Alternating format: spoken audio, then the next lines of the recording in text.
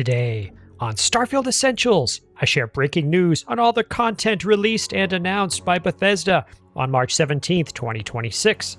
I've also pieced together significant news by watching interviews with Todd Howard and Tim Lamb.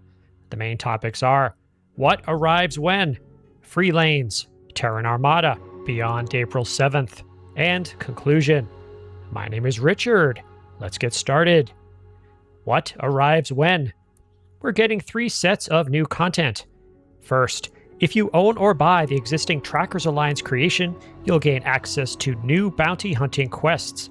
There are definitely 5 new quests, and if I remember correctly, the original version had 2.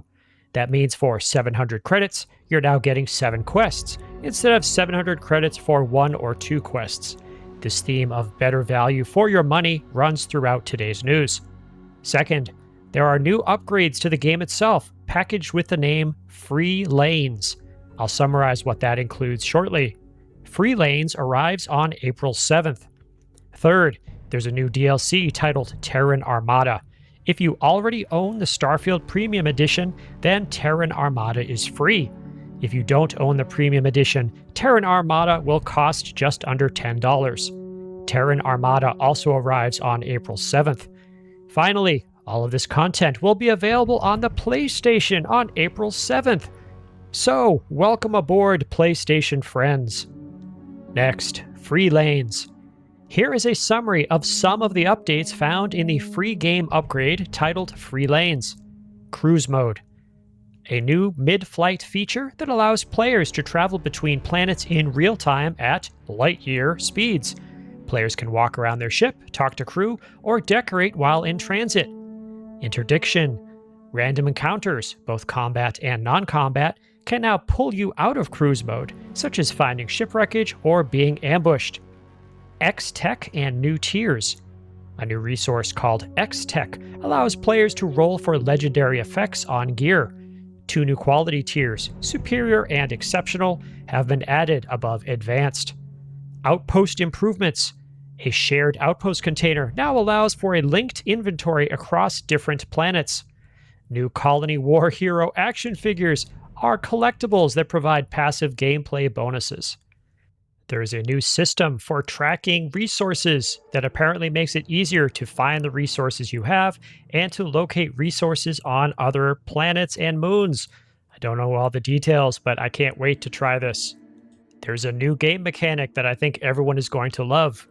Upon going through the Unity, you'll find a prototype schematic that allows you to build a quantum entanglement device. This apparently allows you to take a certain amount of your gear through the Unity. Can you believe it? I think you can upgrade this thing to hold a maximum of something like 200 units of cargo.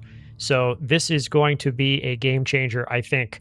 The developers talked about how they wanted to encourage people to engage with the Starborn mechanic and to continue going through Unity. You'll also get quantum essence points by destroying Starborn ships, and there are new mechanics for leveling up Starborn powers.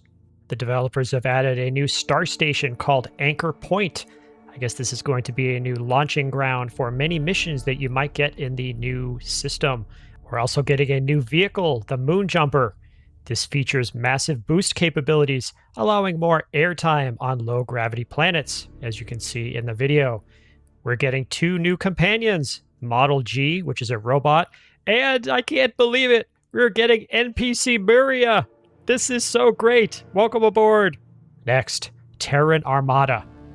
This is a new paid expansion focusing on a militant faction that left the settled systems during the Colony War. The Terran Armada considers themselves the true children of Earth and use advanced technology and mechanized troops. Players will face incursions, jamming sites that block grav jumping, requiring you to use cruise mode to travel through a system, find them, and shut them down. And finally, the DLC introduces more grounded, contemporary-style weaponry and high-powered ship modules based on a new, or actually retro, NASA tactical aesthetic.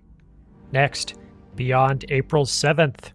For me, one of the most exciting aspects of today's news was not present in the developer discussion.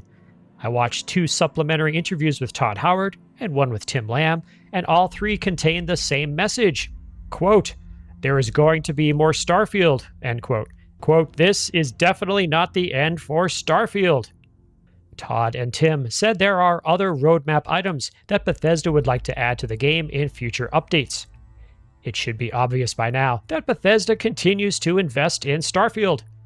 For example, Starfield is a premium title that Nvidia is using to advertise its new DLSS technology.